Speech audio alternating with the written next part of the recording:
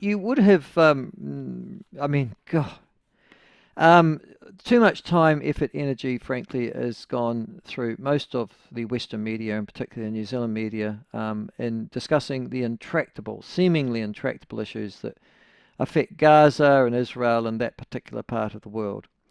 When I say intractable, I mean no one's come up with a solution yet. No one looks like they're going to.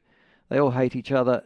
They all live in the sand, and yeah, it's the sort of misery, despair, division, dissension, conflict, and killing just seems to be, well, so much part of the fabric since, since the year dot. It is a land and lands that are covered in blood. And I'm not talking about in the last 10, 15, or even the last 50 or 60 years. I'm talking about centuries of that particular part of the world. But the last, so New Zealand has been had a relatively measured, you'd have to say, response to all this. One, we don't want to get too involved, but two, we don't want to get too out of step with our diplomatic comrades out there, which was all rather put into a cocked hat yesterday, when the Prime Minister of Britain, Sir Keir Starmer, joined the French President Emmanuel Macron um, in saying that if Israel didn't start to behave in a more appropriate fashion from his point of view, they would announce that the United Kingdom would recognise a Palestinian state in September unless Israel met certain conditions, including agreeing to a ceasefire in Gaza and reviving the prospect of a two-state solution. Now, I don't want to get into the rights and wrongs of Gaza and what the countries are doing.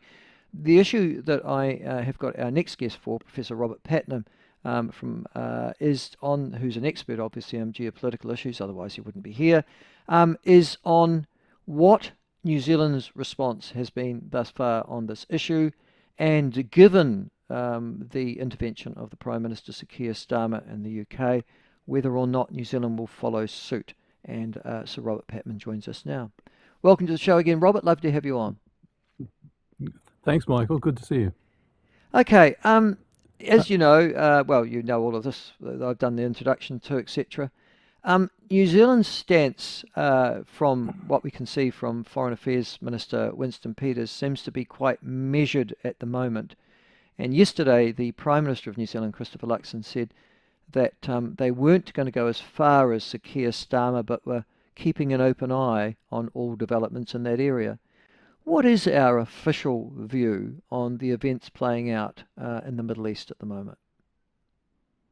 just before we get on to that, Michael, I actually think we've gone further than Britain under Keir Starmer. Notice that Keir Starmer said he's linked the recognition of the Palestinian state to Israel agreeing to a permanent ceasefire, but he's also said, by implication, that if they make a permanent ceasefire, then he won't recognise Palestine for the moment. Yes, yes. Um, Mm. so New Zealand yesterday joined together with, I think, 14 other countries and said they were now seeing they were willing to recognise Palestine in principle as as being necessary to achieve a two-state solution. So you could say the New Zealand position has moved incrementally forward, but your general question on New Zealand's position, I've always found New Zealand's position very interesting because in the UN, the New Zealand position has actually been quite different from many of its Western or traditional partners. Um, that the incident that got this current round of escalation going was, of course, the terrorist attack by Hamas on Israel on the 7th of October 2023. By the 27th of October, New Zealand broke with its other Five Eyes partners um, and much of other liberal democracies in voting for an immediate humanitarian truce on the basis of what was already unfolding. Um, but you know, when you're a member of the General Assembly, you can vote a certain way, but the resolutions are non-binding. So it's the Security Council which is the key decision-making body. And Mr. Peters hasn't pulled any punches. In April 2024, he said that the situation was catastrophic. It was also, as he put it, a failure of the UN Security Council. Here, he was referring obliquely to the fact that the United States used its veto to to thwart a ceasefire. So in the UN Security Council, we've tended to take a position which Canada and Australia have subsequently embraced, but we certainly, along with Ireland, pushed early on for a ceasefire. So outside the UN, our position has been, I think, what might be described as low profile. We haven't really. Mr. Peters has been prepared to be talk tough in the UN, and when asked, talk tough outside the UN. But he hasn't sort of made major statements on outside the UN about this issue. I think one of the issues that reoccurs with this government is they feel it's quite a long way away. Although we get 24% of our energy or thereabouts from the Middle East. And it's also, I think there may be some skepticism within government ranks of what difference can we make to the issue. So there's, I think there's some frustration amongst people here because clearly it's an appalling conflict with dreadful humanitarian consequences. But I think you could describe the New Zealand position as low level, even ambiguous. It's certainly been different from the United States and much of its Western allies. And what's interesting is that I think Mr. Starmer has begun to make quite strong noises because, not least because of the domestic political situation in the UK.